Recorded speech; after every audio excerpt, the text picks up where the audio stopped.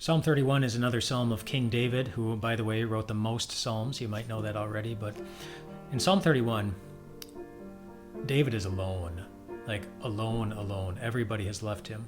It starts with his enemies, the people who hate him, but then the people who hate him do such a good job of discrediting him that even the people who liked him and loved him started leaving him because they were starting to believe the messages that were sent by the people who originally hated him. And so David is alone, like really, really alone. And so keep that in mind as I'm going to read for you the first couple of verses of Psalm 31. And I want you,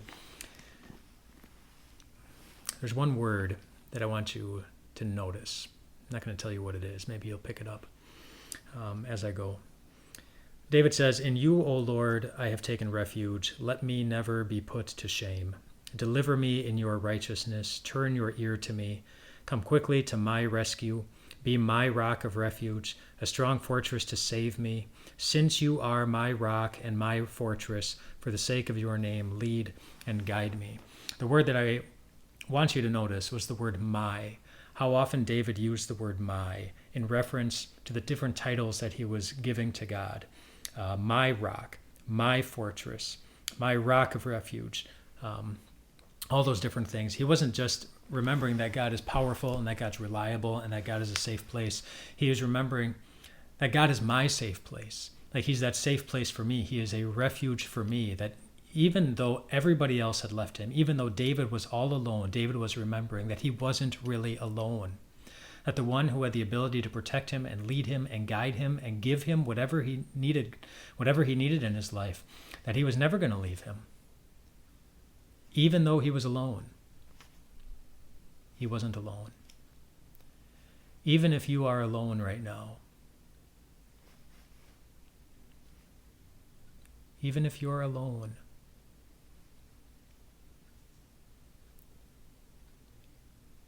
you're never really alone.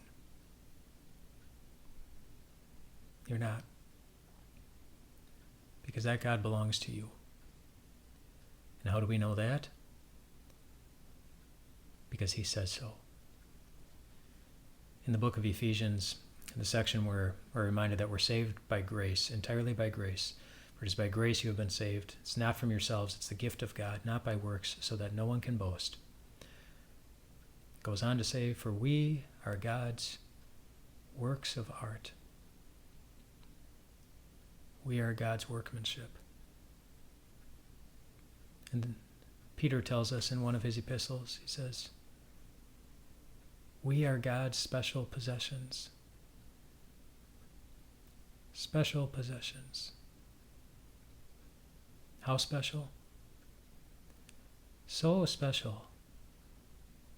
And so significant to Jesus, who so much wanted you to know that you will never be alone, that he was willing to be alone. Like alone. There was nobody who was helping him on the cross.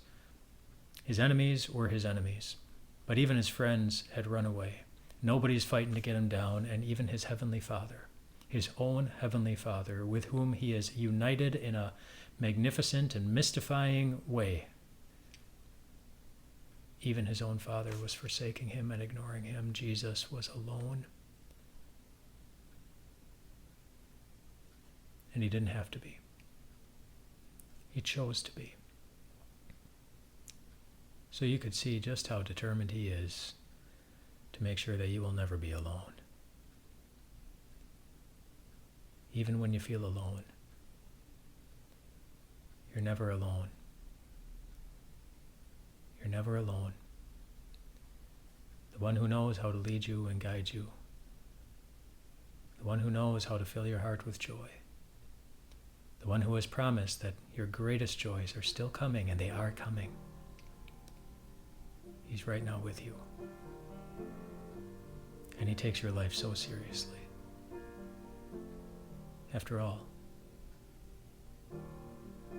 you are his work of art. You are his, which makes him yours. Rest well tonight, my friends.